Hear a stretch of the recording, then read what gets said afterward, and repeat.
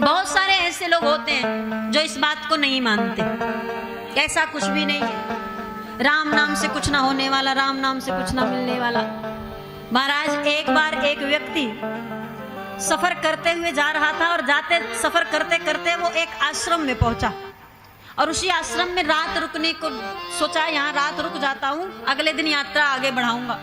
और रात्रि में रुक गया वो व्यक्ति उस आश्रम में और राम जी को बिल्कुल भी नहीं मानता था, राम जी से कोई मतलब नहीं रखता था, राम नाम से कोई मतलब नहीं रखता था। अब वो व्यक्ति आश्रम में रहा और आजकल लोग देखिए देर से सोते हैं, नींद बड़ी देर से आती क्योंकि मोबाइल चलाते रहते तो नींद नहीं आती, बड़ी देर तक नहीं आती। तो कोई 12 बजे सो रहा, कोई 1 बजे सो रहा, कोई 2 बजे सो रहा, नींद ऐसी आती है महाराज। और जब जो 1 बजे 2 बजे तक मोबाइल चलाएगा वो भोर में तो कदापि ना उठ पाएगा, उसके सोने का सही समय फिर 4 बजे रहेगा। अब महाराज जो वो व्यक्ति आया था उसकी भी आदत थी देर में सोने की। अब देर में सोया तो 3-4 बजे अच्छी नींद आई, उसको खूब गहरी नींद में गया और वो 3-4 बजे गहरी नींद में गया। भोगी 3-4 बजे गहरी नींद में जाते हैं और योगी 3-4 बजे उठ जाते हैं महाराज, उनके जगने का समय हो जाता है। वो 3-4 बजे उठकर स्नान करके राम नाम जपना पूजा पाठ करना शुरू कर देते हैं। अब आश्रम था, आश्रम में संत निवास था, योगियों का निवास था। अब वो जैसे ही सोया तो उसके बगल वाले कमरे में संत रहते थे, वो सुबह सुबह उठ गए, भोर में ही ब्रह्म मुहूर्त में ही उठ गए और 3 बजे उठकर स्नान इत्यादि करके खूब बढ़िया सीताराम सीताराम सीताराम जय सीताराम गाना शुरू कर दिए।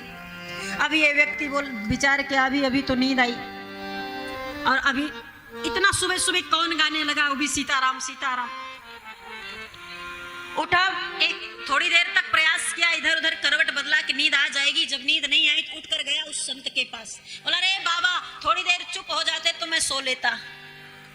बाबा बोले कि इस नाम, यह नाम का सामर्थ्य, इस नाम का सामर्थ्य जानते हो, चाहे योगी हो चाहे भोगी हो, अगर इस नाम का सानिध्य ले ले तो जगत में कुछ भी कमी ना पड़े। बोले वो आप अपने पास रखो, हमको सुबह फिर यात्रा पर जाना है और यात्रा नहीं करूंगा, कमाऊंगा नहीं तो पाऊंगा नहीं, कुछ मिलने वाला नहीं है बिना कमाई। अब वो संत बोले सब राम जी देते हैं, सबके दाता राम जी है, वो हमको भी दिए हैं, जन जन को दिए, तुझे भी देंगे, बेफिक्र हो जा। बोला मैं नहीं मानता कि राम जी देंगे। बोले आजमा ले हमारे राम जी को। अब वो आजमाने लगे, आजमाए कैसे? बोले तुम कहीं भी चले जाओ, राम जी तुम्हारी व्यवस्था बना देंगे। अब वो व्यक्ति क्या किया, घनघोर जंगल में चला गया जहाँ किसी भी व्यक्ति का आना जाना नहीं, कोई नहीं आता जाता।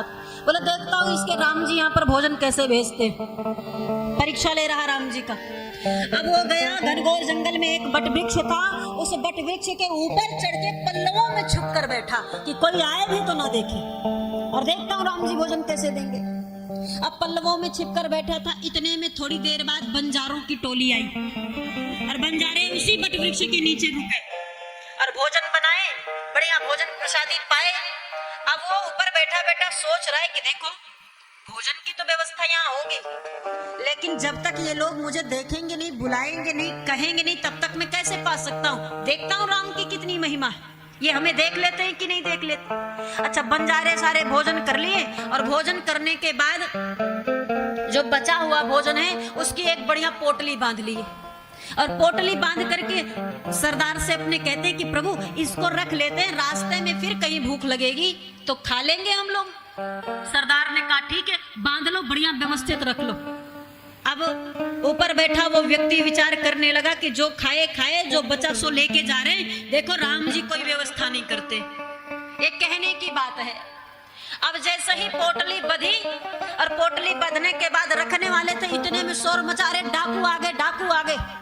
अब पोटली छोड़े और वहां सारे बंजारे भागे कि जान बचाकर भागो महाराज। सब के सब भाग गए, भोजन की पोटली वहीं पड़ी रह गई और भोजन की पोटली पड़ी। अब ऊपर से विचार करे कि मैं ऐसे थोड़ी ना जाके खा लूंगा, भगवान खिलाएंगे ना, देखता हूँ कैसे खिलाते हैं, कैसे देते हैं। राम जी आए तो गया है, लेकिन ये मुझे मिलना भी तो चाहिए। अब महाराज ऊपर बैठे विचार कर रहा, इतने में डाकुओं की टोली पहुंची उस वृक्ष के नीचे और उस वृक्ष के नीचे पहुंचते ही डाकू देखते, कहते यहाँ से अभी अभी कोई गया है, यहाँ कोई तो आया था क्योंकि भोजन अभी गरम गरम है। डाकुओं के सरदार को बुलाया, सरदार आइए भोजन कर लीजिए। भोजन खोला गया, सरदार ने भोजन देखा, कहा बढ़िया दिख रहा है, लेकिन भोजन किया नहीं। दिखा बढ़िया पर किया नहीं। बोले हम डाकू हैं और हम डाकुओं के लाखों दुश्मन होते। ऐसे इस घनघोर जंगल में जब कोई दिख नहीं रहा तो भोजन कहां से आया? ये जरूर किसी का षड्यंत्र है। इस भोजन में विष मिलाकर, जहर मिलाकर कोई रखा हुआ है कि डाकू आए, खा ले और खा के मर जाए। नहीं खाना है। अब भोजन पड़ा, कोई नहीं खा रहा। सरदार ने कहा जब ये भोजन गरम गरम है, अभी लग रहा है कि ताजा बना हुआ है, तो इसको लाकर रखने वाला, बनाने वाला भी यही कहीं होगा, ढूंढो उसे। अब सारे जितने भी डाकू थे सब ढूंढना शुरू कर दिए सरदार के कहने।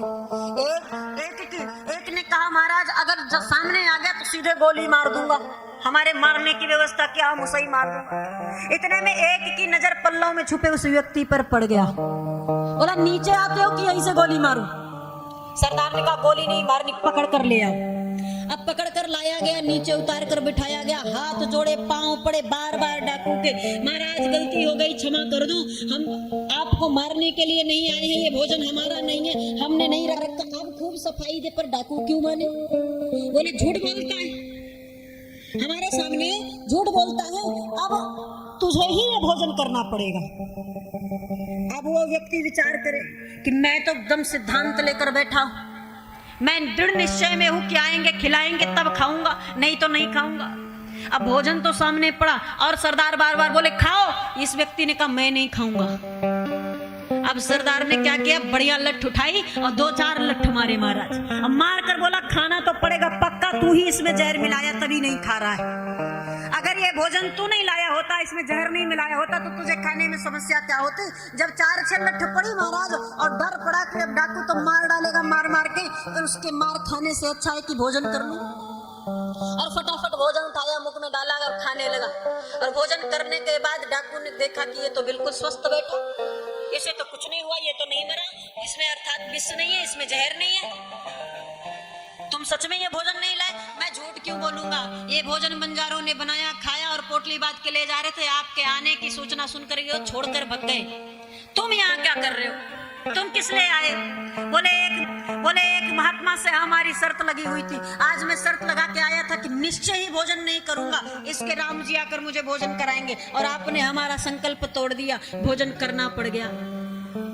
अब लौट कर जब पुनः वह व्यक्ति आश्रम लौटा तो संत फिर बैठा सीताराम सीताराम सीताराम गा रहा था। वो पहुंचा संत के पास और संत का चरण पकड़कर बोला महाराज धन्य है आपके राम जी। बोले क्या हुआ? भोजन की व्यवस्था हो गई? अरे भोजन की तो व्यवस्था हुई, आज जान प्राण पर बनाई थी। बोले क्यों? बोले मार मार के, मैं नहीं खा रहा था तो आपके राम जी मार मार के खिलवाए हैं हमको। अर्थात उनकी इच्छा थी कि भोजन पाओ, और उन पर भरोसा था संत का कि कहीं भी रहो, किसी भी स्थिति में रहो, परमात्मा जरूर खिलाएगा। हम जबरन नहीं खा रहे थे तो पिटाई करा के खिलाए, पर खिलाए ये संत का भरोसा था।